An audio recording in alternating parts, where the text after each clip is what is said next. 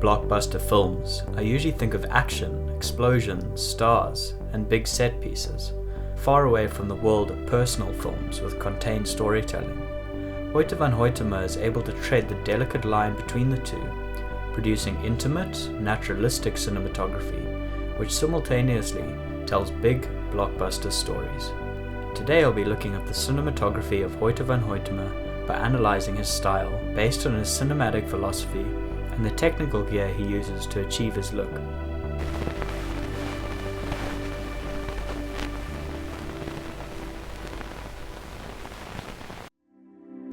Van Hoytema is a Dutch-Swedish cinematographer.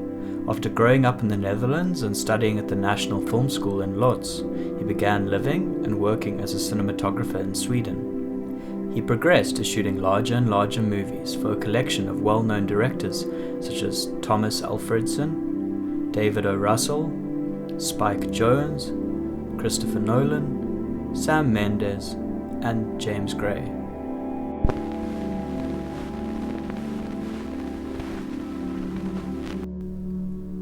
At its core, Van Hoytema's cinematography is based around enhanced naturalism.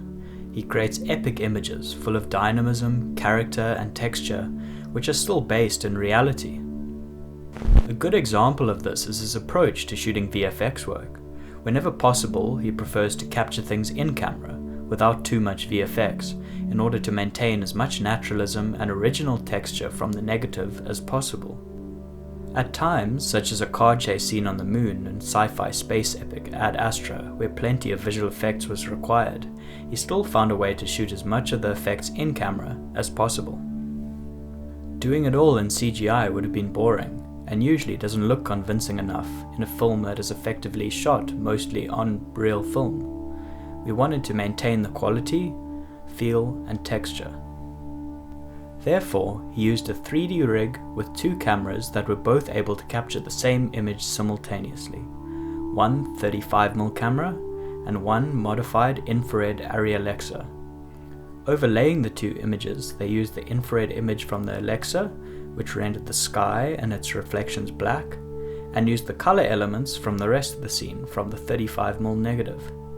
Shooting this large-budget chase scene as practically as possible gives it a more naturalistic look, rather than just shooting elements against a green screen and building the entire scene with VFX. His lighting is also naturalistic. It's motivated by realism and softened to give it its heightened sense of reality. He likes side lighting characters, where half of their face is lit and half is in shadow. This motivates where the direction of light is coming from, and also gives close-ups more depth. His camera movement is fairly traditional, and as such provides the audience with engaging, familiar camera work that is not alienating or takes viewers out of the story. A large part of Van Hoytema's approach to photography is creating images that are as immersive as possible.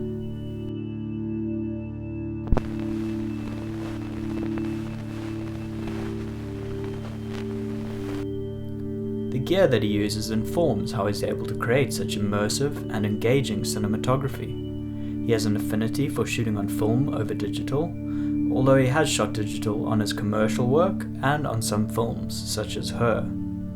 He likes the cinematic texture that shooting on film gives him. Van Hoytema also loves shooting large format film when possible for the visceral perspective it provides, a love he shares with collaborator Christopher Nolan. He shot IMAX with Nolan on Interstellar, Dunkirk, and the upcoming Tenet. On shooting IMAX on Interstellar, Van Hoytema mentioned, "The IMAX image is 1.43 to 1, so it's more of a square. Because of the size, the experience is more visceral than observational, so you end up composing much more in the center of the frame. You can stay wider while getting the same effect as a close-up." Over the years, he shot large format with cameras such as the IMAX camera, which shoots 15 perf 65mm, providing an enormous camera negative. For 35mm work, he's used the Panaflex Millennium XL. And digitally, he likes to shoot Arri, using different variations of the Alexa, such as the Mini or the Classic. To a certain extent, I'm always trying to come up with something new in my own eyes, but work methods are like ticks. One gravitates towards what feels safe. This approach applies to his choice of lenses. He shot on a variety of lenses over the years, which include standard as well as customized cinema lenses. Most of his lens choices, however, are rooted in a specific look: older glass with a level of vintage softness and beautiful out-of-focus fall-off around the edges of the image. He enjoys shooting anamorphic or spherical depending on the project, and has used lenses such as a variety of Panavision anamorphic glass, such as C-series, D-series and E-series anamorphics, some of which were specifically tuned by Panavision to create warmer flares. He uses converted Hasselblad still lenses for his IMAX work, as they are able to cover the full negative without vignetting the image. Other spherical lenses include Zeiss Super Speeds and vintage Cook Speed Pancros with the coating removed, which softens up the image and increases flares. He loves shooting handheld and has shot in the style over his career to create a more subjective and engaging experience. On his work with Nolan, he's even managed to shoot handheld with the enormous IMAX camera, which was previously unheard of. Another type of grip rig that he likes to use that provides a visceral perspective are hard-mounted rigs. This is where a camera is rigged in a locked-off shot to a moving vehicle such as a car or plane, or even to an actor. He mentions how doing this on Interstellar created a kind of IMAX GoPro effect. It let us capture visceral angles that are normally only possible with a GoPro camera, but in 15 perf 65mm. A lot of his naturalistic lighting style is created by pushing large sources through diffusion. For example, he likes to light through windows, supplementing the natural light, and creating light that'll stay continuous throughout a scene, regardless of what the sun does. He likes to use large HMIs, such as 18Ks, pushing them through a half or full grid textile to soften the light. To get them to a warmer daylight color temperature, he likes to add a half or eighth CTO gel, as well as a quarter plus green gel, to emulate the bounce that natural light gets from the plants and trees. He's a fan of using color in his lighting when it can be motivated, such as on films like Her or Ad Astra, as long as the colored lighting is believable and motivated by practical light sources, such as in a spaceship.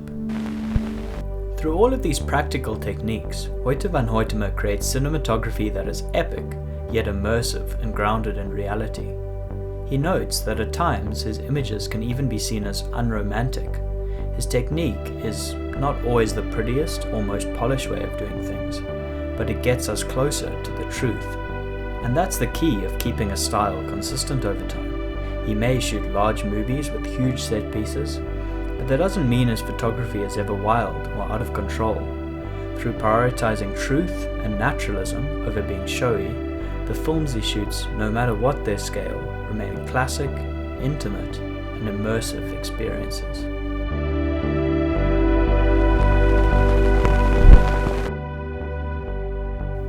Thanks guys for watching this edition of Cinematography Style. If you have any questions, comments or feedback about the video, please let me know, and if you have any suggestions for future videos, I'd love to hear them. Until next time, thanks very much and goodbye.